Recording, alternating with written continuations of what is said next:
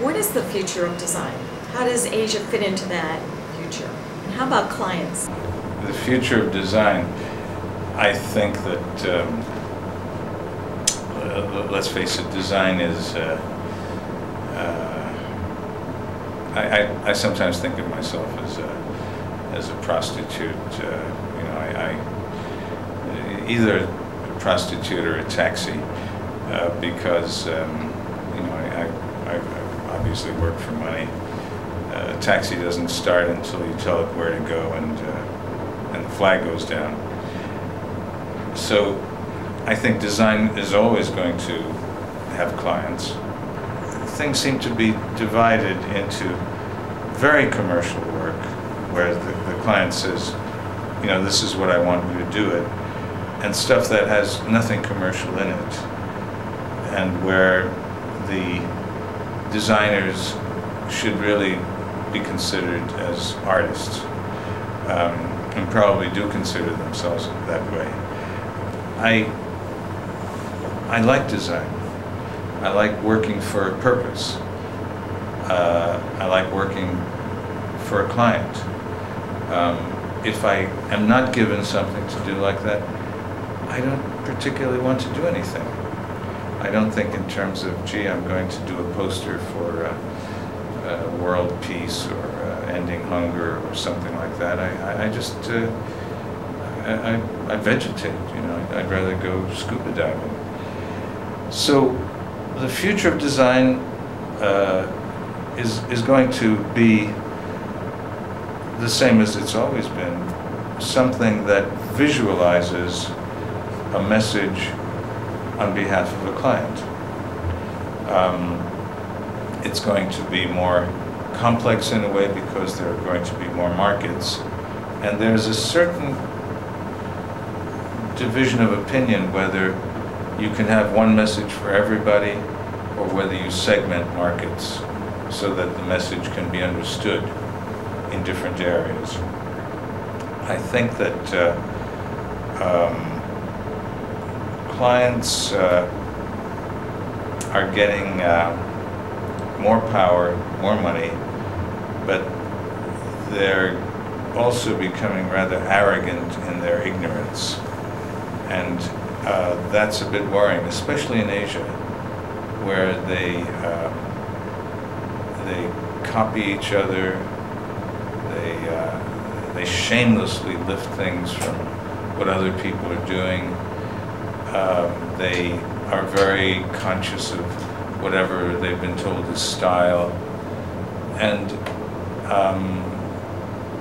they constantly undercut in terms of fees and so on. And I think this is true for everybody. I don't see any big changes on the horizon. I see more media. Obviously, one has to take the web into account, blogging, the different media that are coming along, the way that you can have a podcast side by side with a television broadcast, side by side with radio, where you can see movies in the movie house, or you can see them on a DVD. I think that what's marvelous about technology,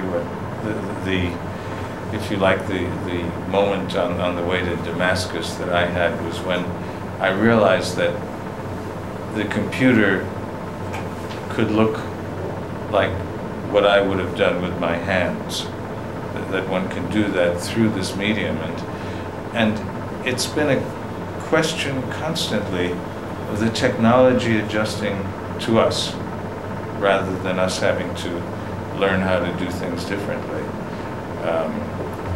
The mobile phone hasn't demanded anything of us. If anything, it's encouraged us just to chatter more. But we don't, you know, talk like astronauts speaking to Houston. We talk the way we would to anybody. So I think that the challenges remain: communication, visualizing stuff for our clients.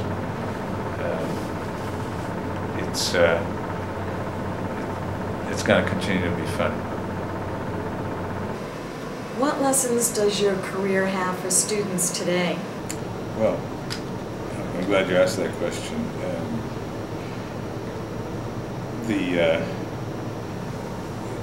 The mood of our talk is retrospective. I hope it's not elegiac.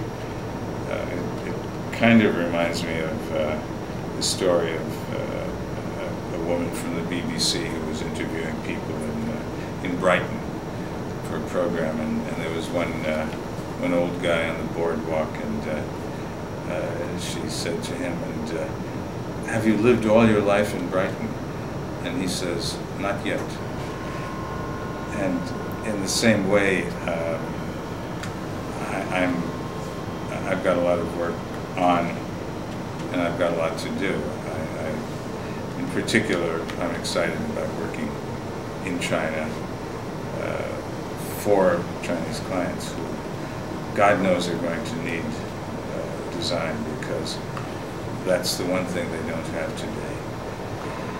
So what can students learn from all of this? Well, I think the most important thing is, if you don't think you're a designer, you better get another job, because design is not a way to get something else.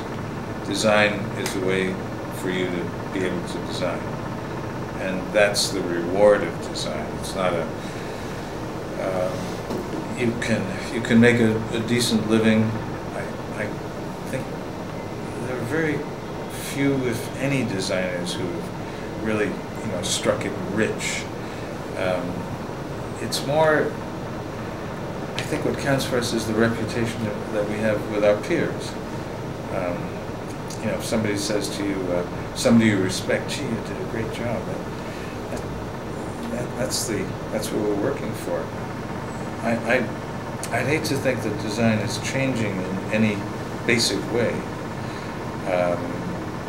I think it's always going to involve the same idea of conceptualizing, of working with this process that none of us yet understands, and maybe we never will, of how do we get ideas. All we know is that we do research, that we think a lot, that we worry, and then we turn it off, and it's like going to sleep and dreaming. Who creates those dreams? Not the person who you say is me, it's somebody else. I think there's another entity inside of us who I call the projectionist. And that's the person who makes up these movies that we see in the audience at night and watch ourselves. And that process you also use when you're getting ideas. Research, think about it. There are lots of techniques for this, as we all know. And then come up with the concept. I think just be aware of the visual world around you, of what it's saying to you, of what communicates to you. And I don't think design is any different. I don't think it ever will be, as long as that whole continuum of commerce and mass media is going to be around. So I think it's just that one has to have a love for the work. Thank you, Henry. I really appreciate you giving us so much time today.